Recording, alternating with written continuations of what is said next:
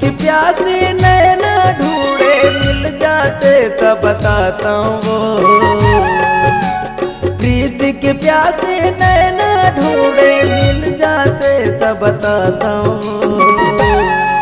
मोरे दिल के रानी दुल्हाल मैं रोए रोए के समझाता हूँ मोरे दिल के रानी दुल्हाल मैं रोए रोए के समझाता हूँ।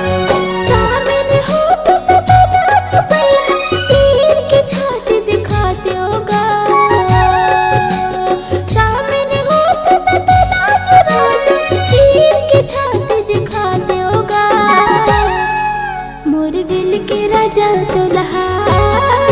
रोए रोए के समझाते होगा मोरे दिल के राजा दुल्हा रोए रोए के समझाते होगा।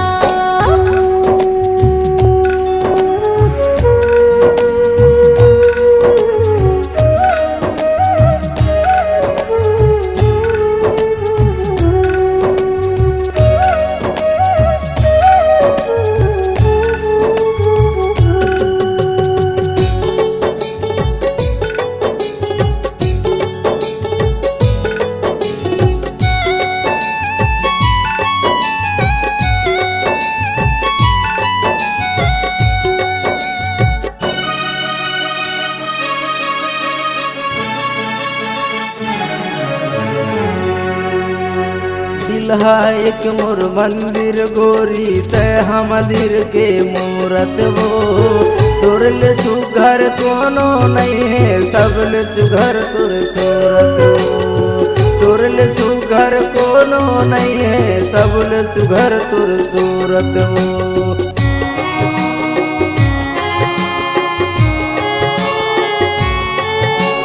दिलहा मोर एक मंदिर गोरी जय मंदिर के मूरत वो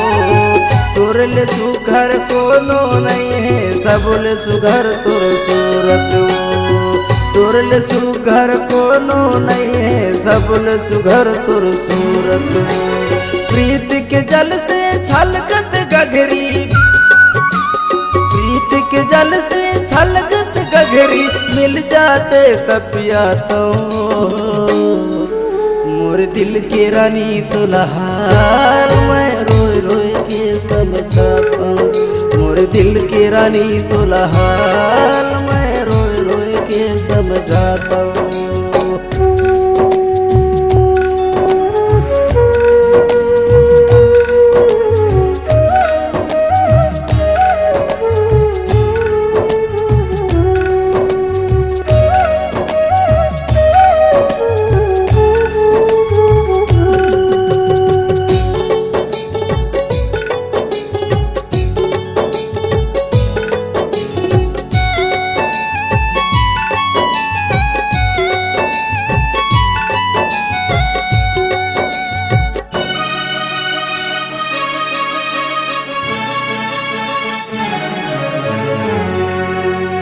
तोर मया मकहाल है गोरी तोला बताओ कालाओ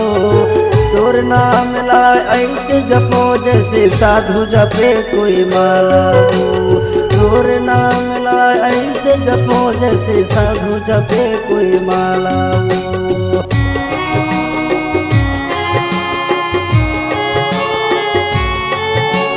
तोर माया माँ कहाल है गोरी तोला बताओ कालाओ तोर नाम ला ऐसे जपो जैसे साधु जपे कोई माला तोर नाम ला ऐसे जपो जैसे साधु जपे कोई माला। प्रीत अगिन से धधकत छतिया प्रीत अगिन से धधकत छतिया मिल जाते तब बताता हूँ मोर दिल के रानी दुल्हाल मैं रोए रोए के समझाता हूँ मोर दिल के रानी दुल्हाल मैं रोए रोए के समझाता हूँ मोर दिल के रानी दुल्हाल मैं रोए रोए